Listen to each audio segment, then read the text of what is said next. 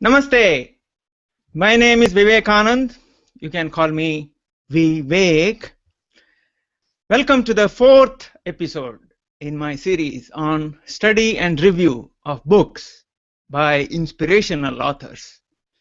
The agenda today, we begin with just a minute where each of us takes a minute or less and explains why viewers should connect with us, how they would benefit, and what would they need to do to connect with us. After that, I shall make a short presentation in multiple parts. This HOA is a mixture of partly scripted and partly spontaneous discussion. I shall show a few slides, then I shall ask our panel today for a brief discussion. Then I shall show a few more slides and we repeat. So, let us begin. So I'll start with my just a minute.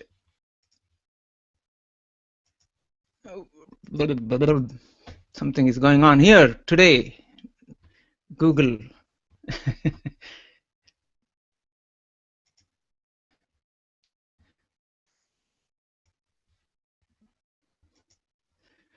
Namaste. My name is Vivekanand. VivekTechnology.com is my website. I believe in living a simple life. I believe in thinking differently. I am proud to share my belief with Steve Jobs and Leonardo da Vinci, who said simplicity is the ultimate in sophistication. Here's my simple way. Avoid the cowboys, work with the Indian. Let the Indian handle technology, and you live an integrated, simple life. Maybe you have lots of projects and you are struggling to find someone who can integrate and simplify.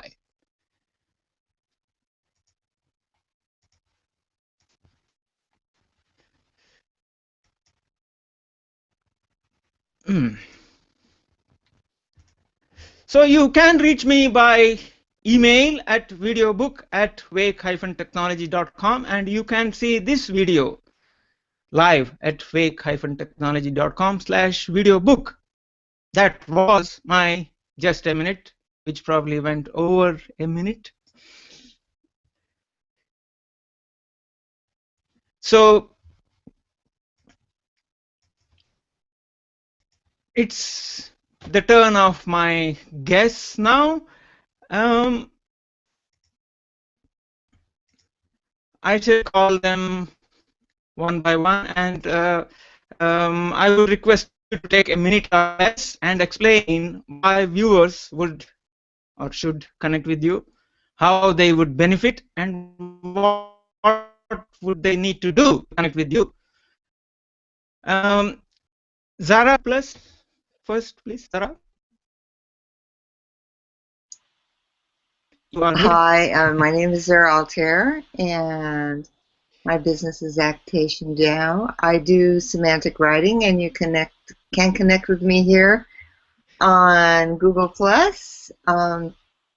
Email is Zara@Actation Now, and my website is actationnow.com. So if you're interested in semantic writing to improve your business presence online, get in touch.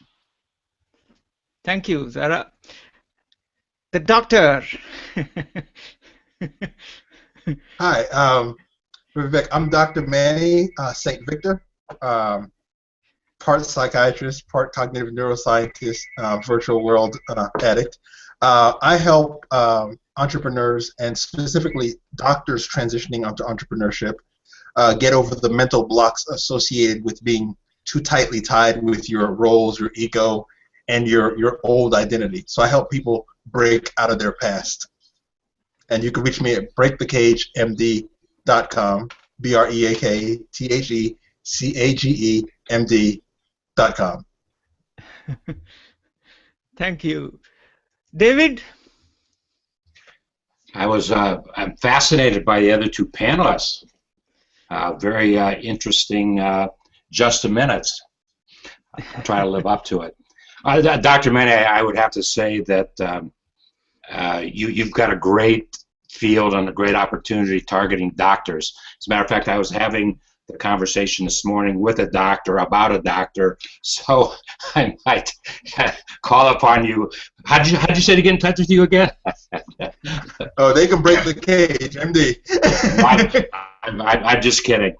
I will personally ping you, doctor, if I want to get in touch with you.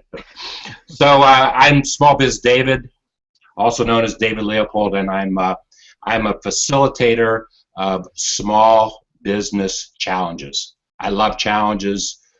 You can find me if you Google Small Biz David, put it in quotation marks. You'll get all the information you need about me, or you can email me at david@dreamingwithentrepreneurs. Excellent. Yeah, it's we have done the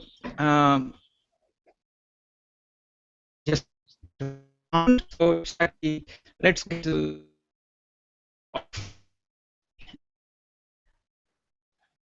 Vivek, I don't know if you can hear me or not, but your connectivity from the UK,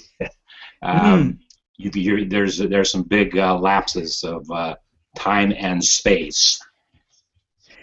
Yeah, hardly anything I could be able to do, but anyway,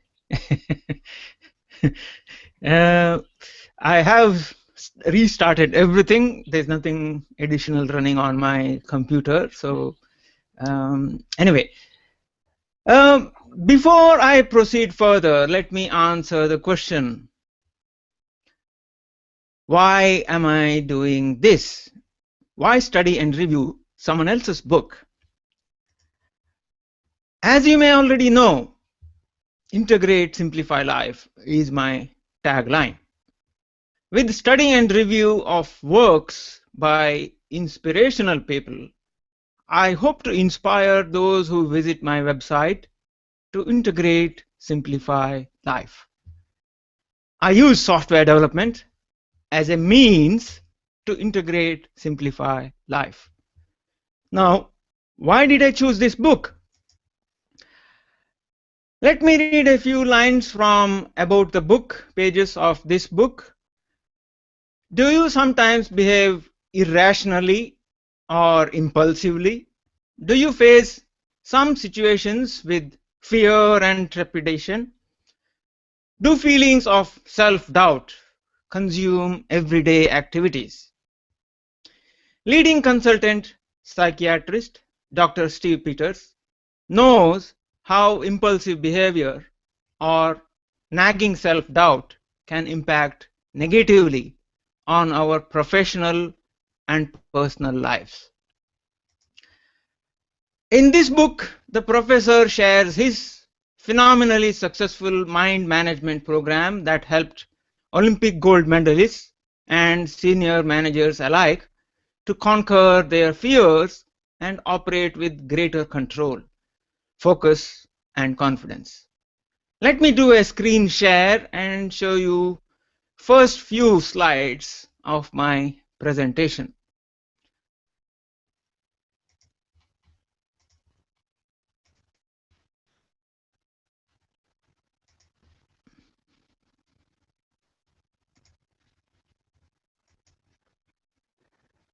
This is one of the mind maps I covered in part 1 last week.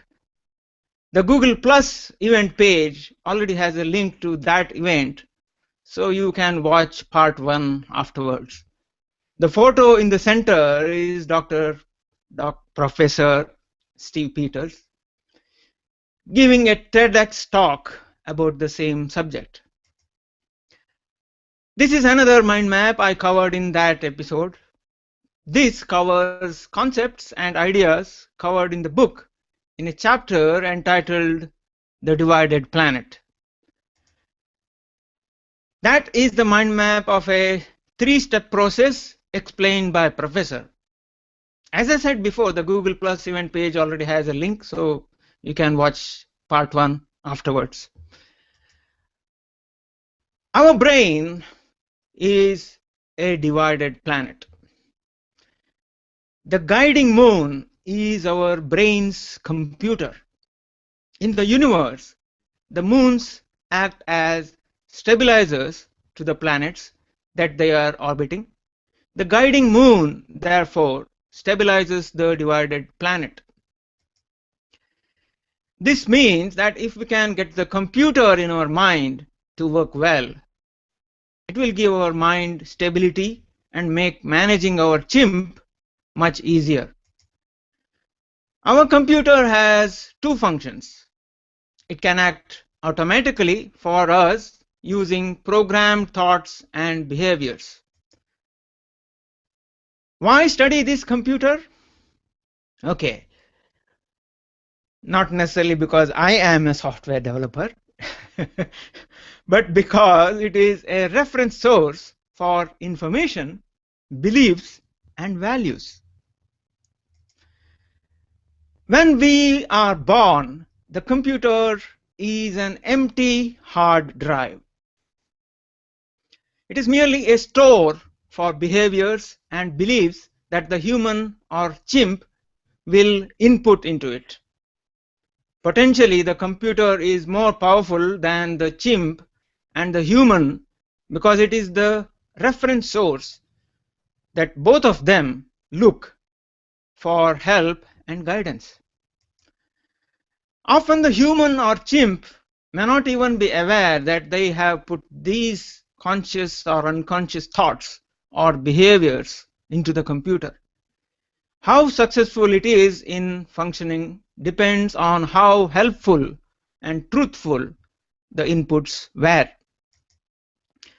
That is the section of mind map which I hope answers why we should study the part of the brain that is considered to be the computer within our brain.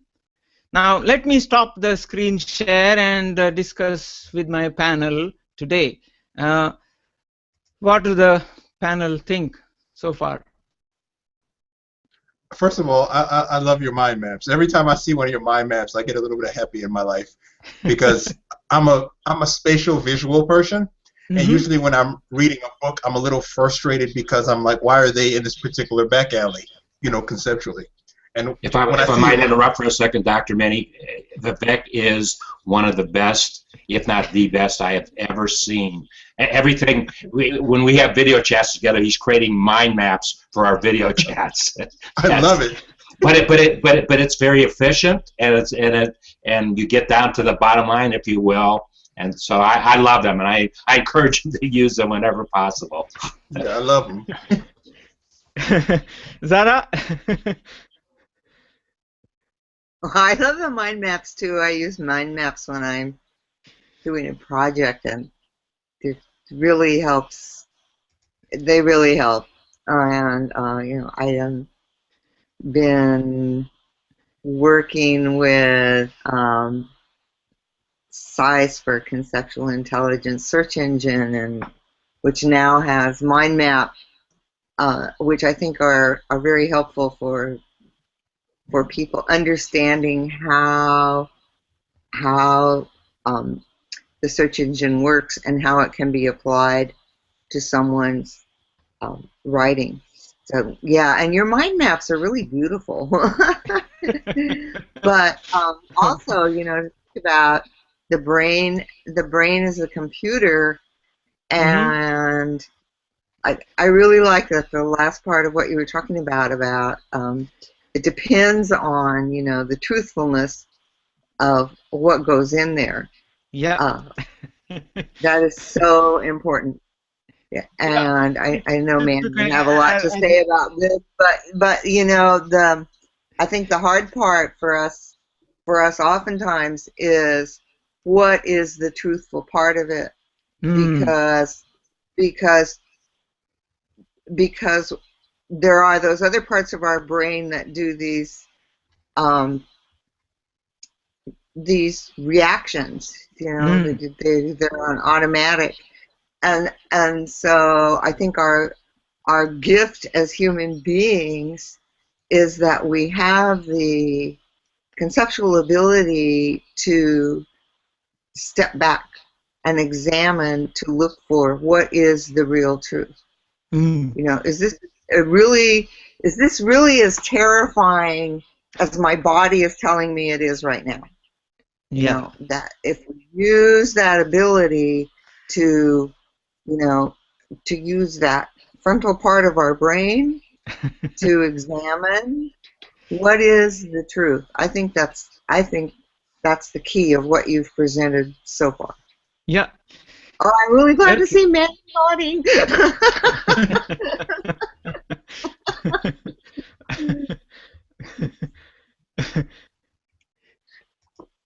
Okay. Here is a provocative question. Let me do a screen share, not because I'm trying to hide, but let me do a screen share and ask.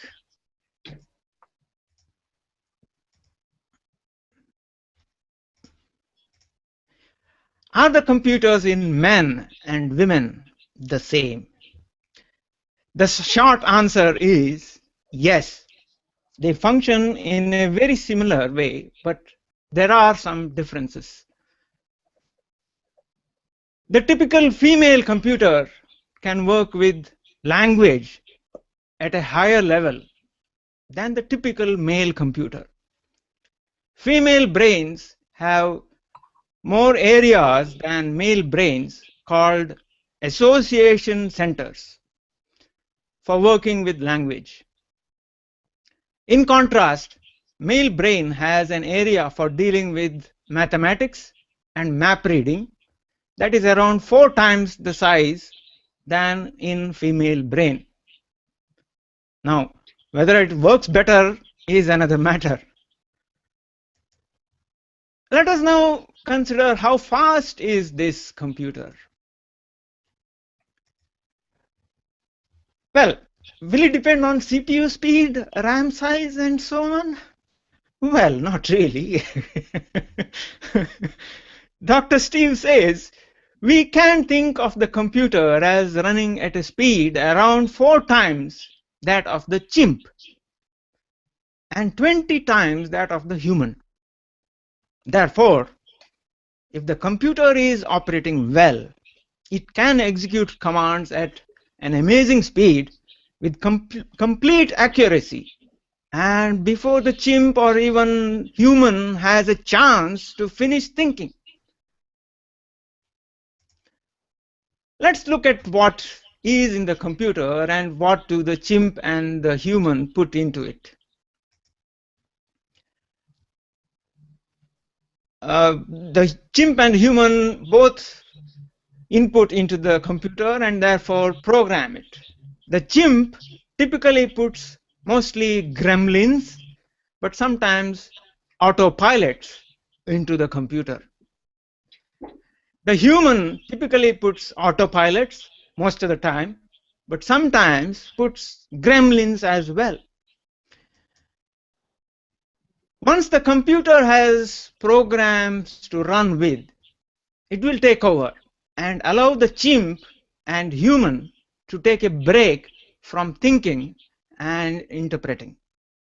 The computer is programmed to think and act for us, but only with information that we have told it to use.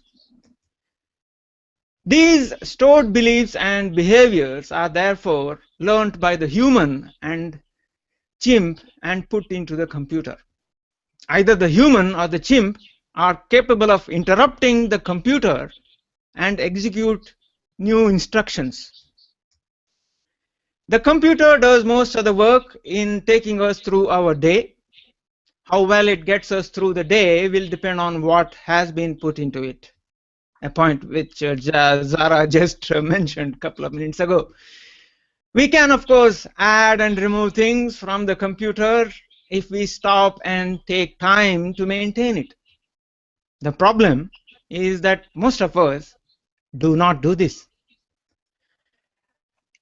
That is the automatic functioning part of our brains.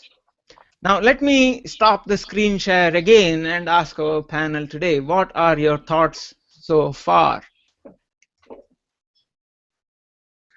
One thing I want to point out is that when you jump to the right level of abstraction, language and mathematics are pretty much mapping the same thing. So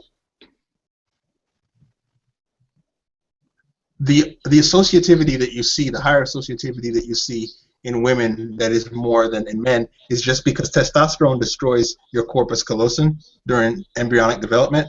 So women have a bridge. Ooh, is that a good thing or a bad thing, doctor?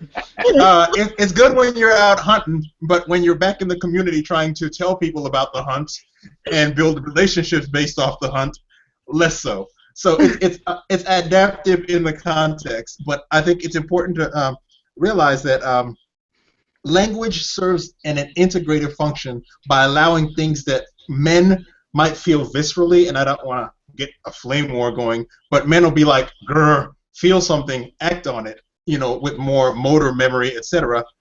The women in a group, and this is general broad, you know, classification, will be able to make conscious the things that a male might make psychomotor and, you know, use their words as they try to, you know, teach us. So it's important to realize that the men are doing the same assessment calculation and the women are doing the same assessment calculation. It's just a matter of how it's being mapped and what level of abstraction is being expressed. Mm. All I can say, Vivek, is I wish we were having this discussion in 1978 when I embarked upon my first marriage. I'd understand things better. And maybe in the last, what, the last 50 years of my life would have been different. Oh, Lordy. Where were you when I needed you, Vivek?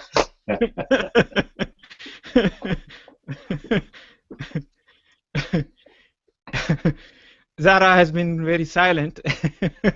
Let's get the... They're silent. Yeah, but she processes faster. Processing testosterone in the corpus callosum.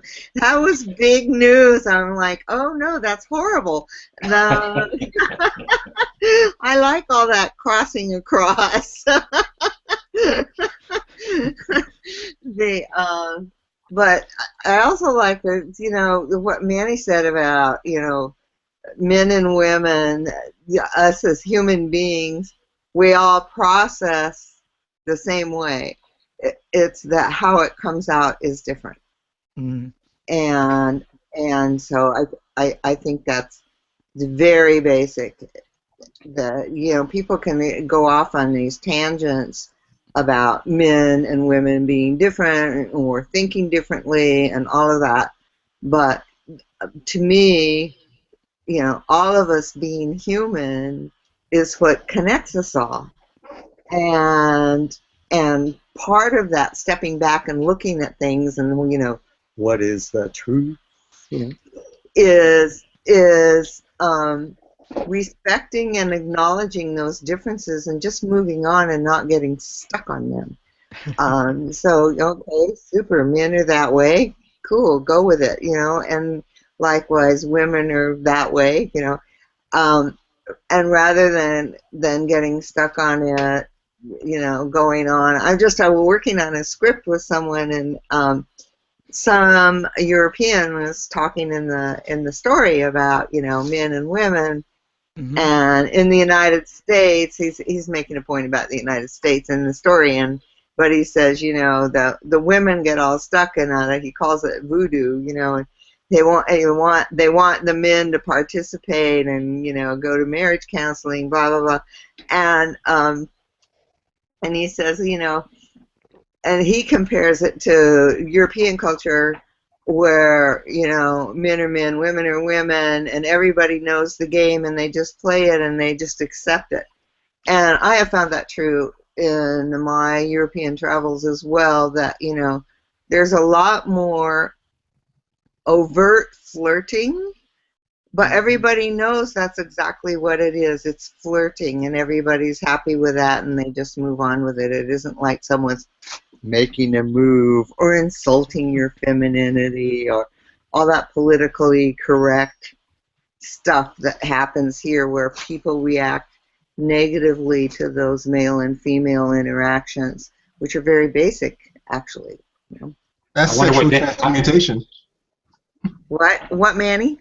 That's sexual transmutation from what Think and Grow Rich. You move to the point where you become right. aware of the desire, but you Uh-huh. know that you have the choice to not run the script and become like some horn puppy. You know, Exactly. it's like, I find this person attractive. Let me abstract that attraction to a level beyond exploiting them for physical means, and just realize that that attraction is a natural undercurrent pulling us together instead of trying to take advantage of it. This would be a good discussion to have, but Either take advantage of it, Manny, or what I've experienced maybe in the last 20 years with all this raising of consciousness and etc. is not the taking advantage of it, but the a very strong negative reaction to it, which isn't necessary, in my opinion. I was going to ask, I wonder what David Amerlin thinks about this. We might find out at 3 o'clock this afternoon Eastern Standard Time when Sarah has a discussion with David. How about that for a marketing plug for you, Sarah? Excited about that. But David's book, just to be clear, David's book is about truth, truthfulness in business dealing. So I think we're going to stay on the business side of it. Well, but he talks about trust, and that's his theme, is trust, and that plays into this formula. Big time it plays into the formula. Right. So if you take it from the attitude, from the point of trust, it is that you just trust that men and women are different, and isn't that cool? Mm. It depends on who you're trusting. Who do you trust?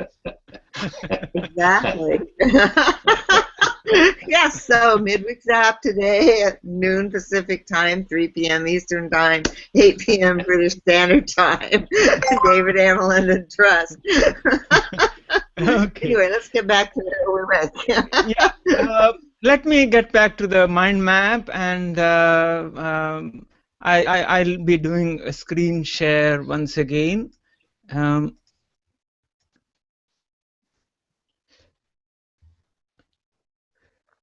Yeah, I briefly mentioned autopilots and gremlins. The autopilot is a constructive or helpful belief or behavior. The gremlin is an unhelpful or destructive belief or behavior that is removable. The goblin is an unhelpful or destructive belief or behavior that is firmly fixed and extremely difficult to remove. The stone of life contains the values and beliefs by which we live our lives. These are the concepts from the book. So I'm studying. I have studied them, and so yeah, I agree with most of them. And I'm presenting them as they are presented in the book. Let's look at them in detail one by one. Let me zoom in further. Autopilots are all the positive, constructive beliefs, behaviors, and automatic functioning that help us to be successful and happy in life. They can be placed into the computer at any age. So, autopilots could include, for example, riding a bike, staying calm when something goes wrong, focusing on solutions rather than problems, tying shoelace, being organized and disciplined as a routine, having a positive self-image. All of these can be autopilots. We definitely need more of these autopilots, because when we are under stress, these autopilots can take us to safety in a safe, sound, and good way. They are especially useful when you have very little time to think and have to act very quickly. And as was mentioned in part 1, we want the human to control us most of the time. Zara's unified theory of humanity comes to mind.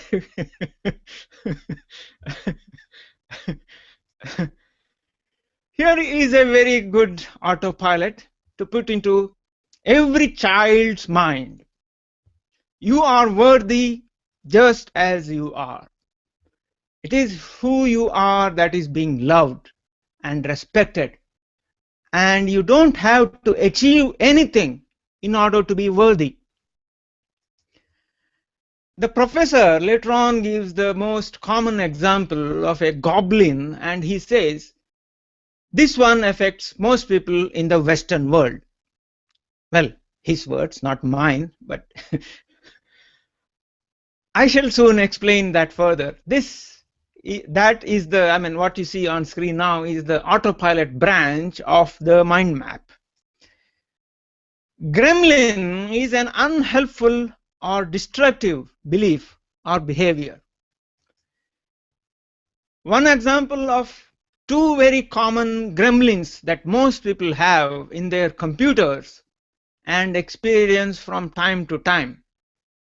The twins of unrealistic expectation and unhelpful expectation. Checking to see if you are being realistic and reasonable about any expectation you have is always well worth doing. If your expectations are unrealistic or unhelpful, then it is almost guaranteed to lead to very strong negative emotions within you. Typically, emotions such as frustration, anger, or disappointment rush in. The gremlins are soft-wired into our brains, and they can be removed with some effort. That is the gremlins branch of the mind map. A goblin is usually put into the computer when we are very young. During the very early part of our childhood, our computer tends to hardwire any information put into it. So goblins are more or less hardwired into the computer and are very difficult to remove. So we need to learn to contain them. As a rule, goblins occur before the age of about 8, and gremlins usually occur after the age of 8.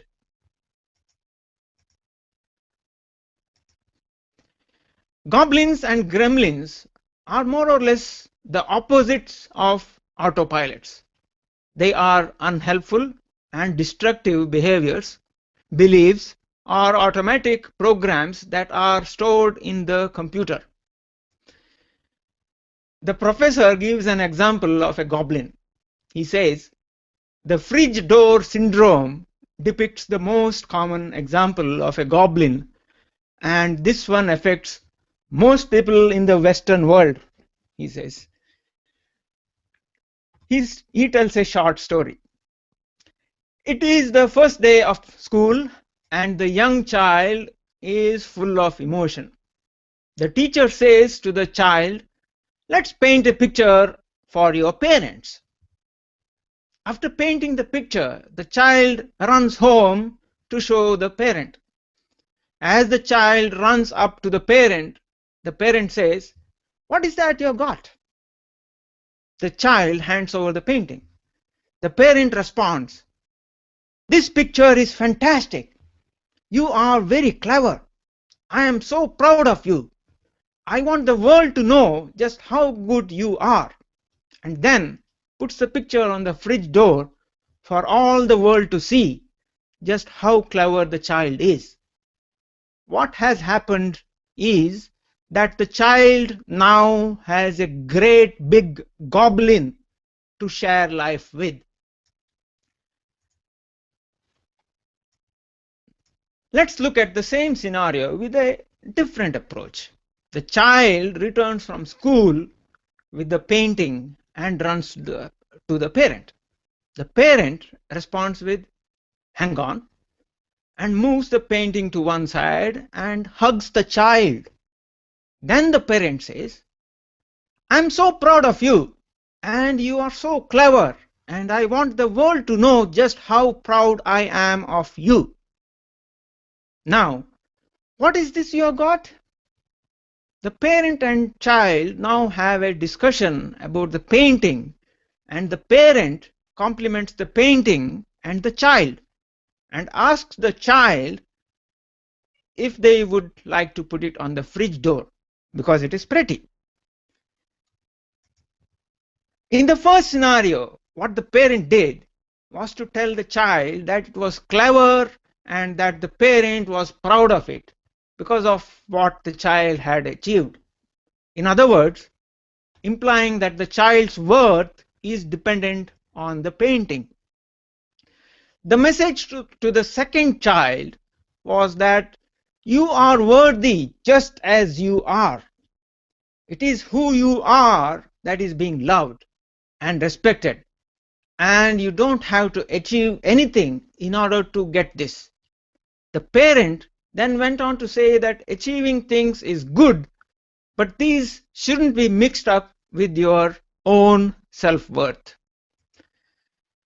This syndrome is extremely common, and the majority of the population seems to be affected by it. However, we can manage it and work around it, not letting it control us. Part of the problem is that the chimp helps the goblin. That is the section of mind map covering the goblin. Many people suffer emotionally because they are constantly worried about what others think of them, and they would love to just live their lives and not be concerned. But the chimp and goblin won't let them. The stone of life is your ultimate reference point. It is where your truths of life, values, and life force are all inscribed.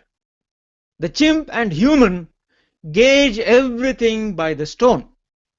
The truths of life are how we believe the world works, and we can prove they are true by examples and experience. It is very helpful for us to work out our values, as these values will be the guide for the human and the chimp to work to. The values will act as a constant reminder of where our heart and soul lie, and will settle down both the human and chimp in times of distress. To discover the life force on our stone of life, we need to imagine that we are 100 years old and on our deathbed and 1 minute left to live. Our great-great-grandchild asks, "Before you die, tell me what I should do with my life." Answering this question will identify what is important to us. It is what life is all about to us. It is our life force. That is the huge section of mind map explaining autopilot, gremlins, goblins, and the stone of life. Now let me stop this screen share and ask our panel, what do they think?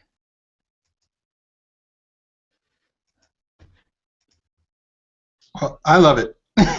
I'm a big believer in conceptual integration. So what I like to do is, and this is kind of healthy overall as part of your maturation process, is to anchor new knowledge back to what you already know so that the meaning becomes more powerful and self-relevant.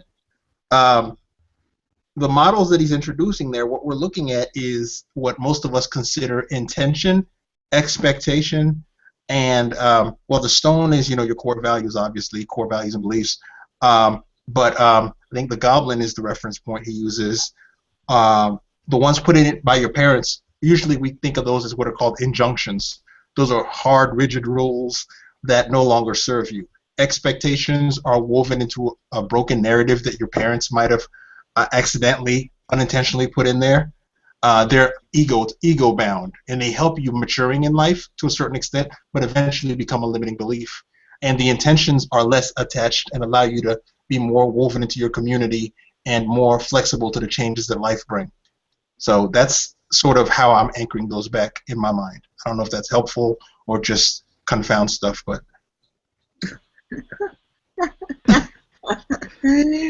I love the way it progressed. Because you started out with the hug, with the child coming home and getting the hug, and then and at the end, the 100-year-old life question, which is going to be the same thing. It's going to be love, I thought that was beautiful. Thank really you. struck me, and they were just such simple images. Yeah, it's actually Dr. Steve's work, not mine. I'm studying No, them I and know, I presenting them. understand that, but Yeah. I like the way you walked us through the mind map, and in that section that you just presented, that was what struck me. Was here was the hug. This is how we integrate. Not just children, everybody. Yeah. There's virtual hugs here, and in our Google Plus world, and then that the life question. What is important? I think all of you know that I'm a cancer survivor, and 3 years ago, I was diagnosed with cancer and had surgery, et cetera, and boy, I tell you, that brings what's important in life right into focus, and everything else just falls by the wayside.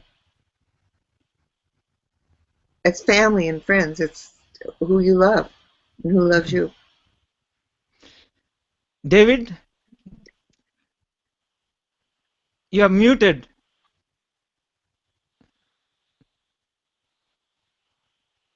I have nothing to add to. I enjoyed listening and trying to relate to what you were saying, and I've enjoyed Dr. Manny's and Zara's commentary, but I have nothing to add to any of that. I'm struggling a little bit, and I'll have something to add later to it. Okay. Wait, I want to know, what are you struggling with? Well, I'm not a, and Dr. Manny hit it right on the head. I am very conceptual, but I guess my mind is, it's too, it's not real broad. It's very centrally focused. Okay, so I focus on what I focus on, and I don't think about all the big concepts. I particularly enjoyed, and as you know, Sarah, you know me pretty well, I try to relate things to small business and to entrepreneurship. That's what I'm all about. And I think there was some of the thinking was too deep thinking. And I'm not saying this negatively. I'm just saying that if some small business owners added this kind of thinking to their everyday world, they might get lost in the thinking and start to lose focus on really what they need to do. And as I said, I'm not saying that negatively at all. It's something that we can think about. But what really hit home, the strongest point I saw was that what do you look like at 100 years old? How do you reflect? What do you share? What is it about your life that you share with other folks? And that is a true. I mean, I'm not 100 yet. I hope to be 100 someday. But that's how I view my life. What can I share about all the learnings and things that I've done in my lifetime? How can I talk to the younger folks? And to that point, I have a 2-year-old granddaughter, and I have a 4-month-old granddaughter. and it's been very fun for me. And I don't have a lot of I do video chats with them.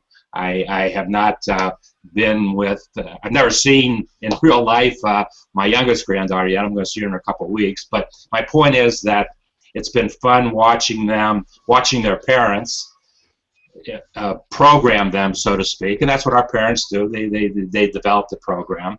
And now the 2-year-old, Eloise, she's starting to feed back now, and is starting to process all that information, and her parents are challenged, and I have to laugh. I said, well, I love it, because I hope your daughter's a greater challenge to you, Sam, than you were to me.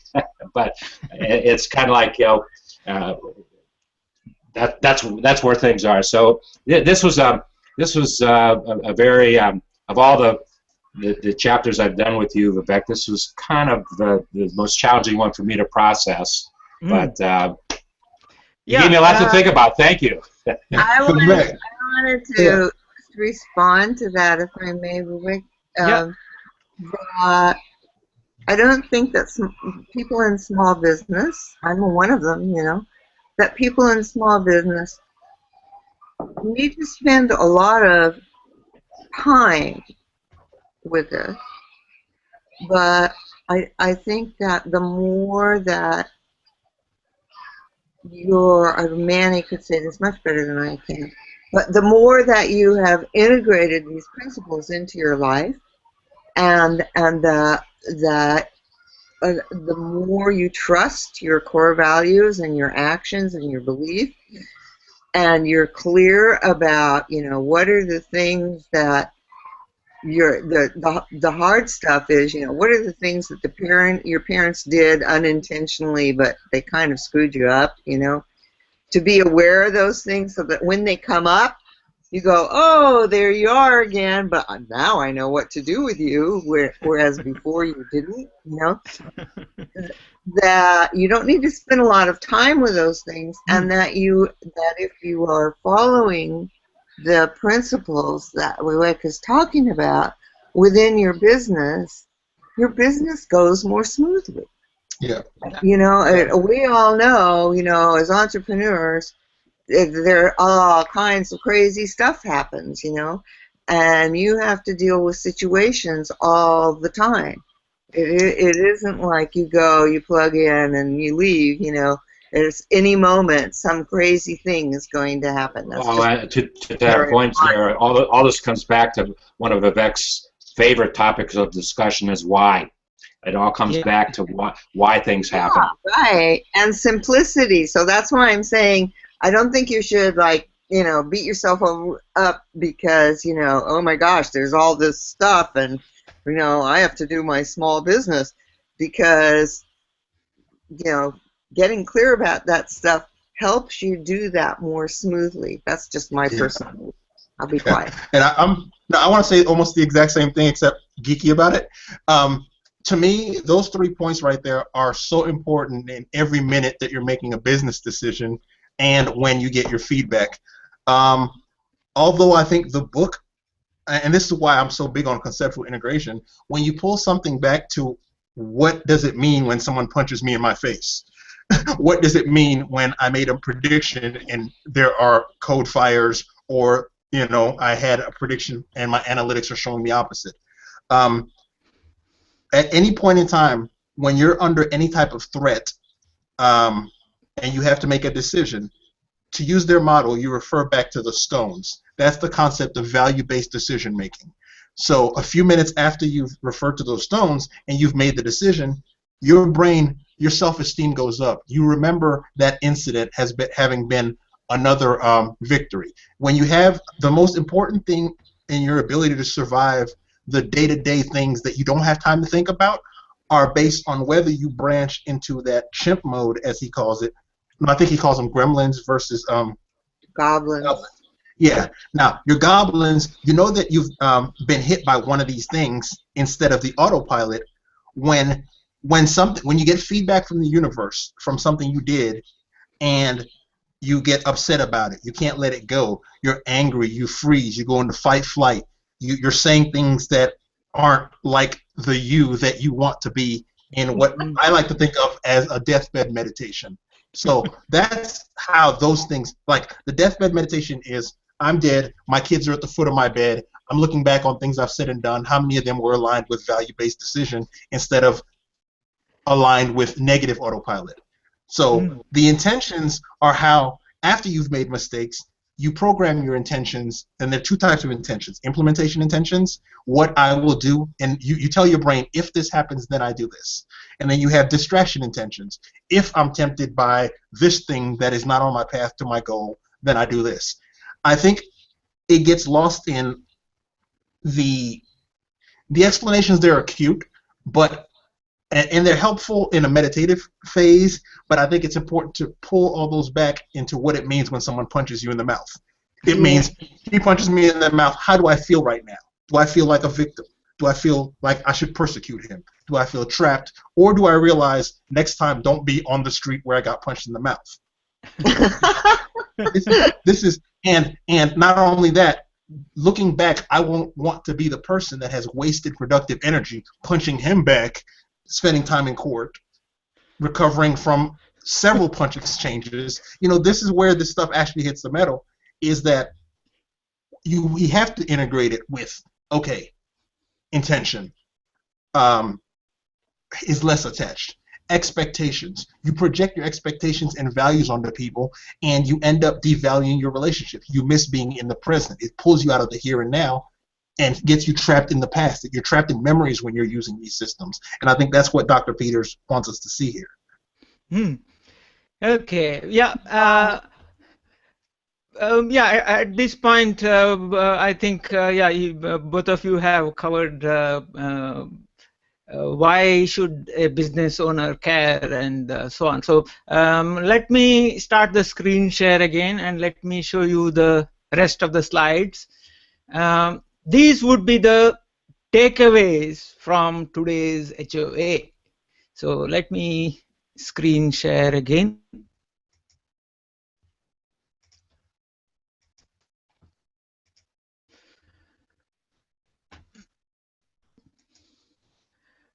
When any event happens, the message first goes to the chimp part in our brain.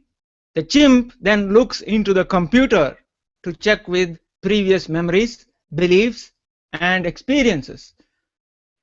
Remember, the chimp is mainly looking to see if there is any danger. The main agenda of the chimp is survival.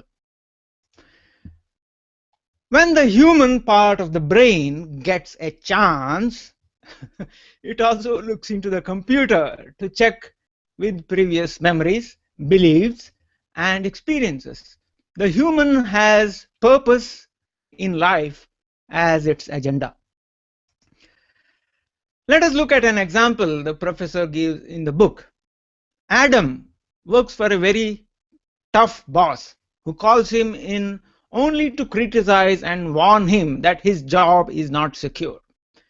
The human in Adam is unsettled by the behavior of the boss and inputs into the computer that when you see this boss, expect to have criticism and be prepared for this emotionally. The chimp in Adam quite reasonably gets very disturbed by meeting the boss, and the chimp might put into the computer the belief that whenever you meet someone who is the boss, expect to be very disturbed and receive bad news. It might also put a gremlin that all bosses are going to be critical and make you feel bad. However, let's assume Adam now moves jobs and has a new boss. The new boss does not work like the old one and is very understanding and likes to compliment and support his staff. Adam receives a call to say that the new boss would like to meet him. The chimp and the human have different interpretations at this stage. But chimp is much faster than the human, and so Adam enters the room with fear and is unlikely to have a good conversation with the boss because he is too anxious and already believes he knows the outcome. The alternative outcome is that Adam's human looks to the autopilot and then reassures the chimp and says, I'll give this new boss a chance, as he may not be like the old one. This is one way, through experience, by which gremlins and autopilots come into being. Either the chimp or human has put them into the computer for future reference and use. Automatic functioning relies on stored beliefs and behaviors. In order for human and the chimp to go to sleep and let the computer take over, we have to program it properly. If it doesn't run smoothly or it doesn't know what to do, then human and chimp stay awake and interfere. Gremlins must be replaced with autopilots. The professor says that one of the biggest gremlin is the should gremlin. Here are some examples of how the should gremlin be replaced with an autopilot. The word could usually evokes feelings of possibility, hope, an option, a choice, empowerment, and potential for change. Clearly, there are some occasions when the words must and should would be appropriate. So the professor is not suggesting that we remove them from the English language. Here is another example where a potential spouse is expecting to meet his or her potential in-laws, and how the gremlins can be replaced with autopilots. This diagram shows that it is the chimp's perception of whether there is danger or not which starts off the process. Which part of the brain deals with the situation depends on two main factors: whether the chimp senses danger or threat, whether the human is familiar with the situation or not. In extreme danger, the chimp will take over. When there is a threat, the chimp will first look into the computer to see what is stored, what is stored there. If the computer does not reassure the chimp, then the chimp will take over. If the chimp is reassured, then either the human or computer will act. In circumstances where the chimp does not see any threat, then it will hand over to either the human or the computer. That is the full mind map that we covered today. And I have actually come to the end of my presentation. So let's see what our panel thinks. I think closing thoughts. I love the mind maps. To me, it makes it so much clearer, and I think it's a beautiful way of thinking. I love it. Zara? I like it too, and Vivek, I want to thank you so much for inviting me here today, because I need to go, but I just wanted one closing thought was, I call it the land of conditional verbs, and especially the should part, you know, and whenever I try to avoid that, going there at all costs. You know, there's a decision to be made, and you know, you're either going to do this or you're going to do this. But the should stuff, I think it can be so detrimental. It's just so detrimental. And you know, people talk to me, we'll be talking, and they said, well, I should really, you know, fill in the blank, whatever it is. And there's all this guilt is, you know, and, you know, they don't want to, but they should. And so, you know, it's like stepping back and helping people examine what it is that's going on right now. You know, I was the 24/7 crisis call center for a program for 4 years. It was me. That was it. Nobody else. I was the one, you know.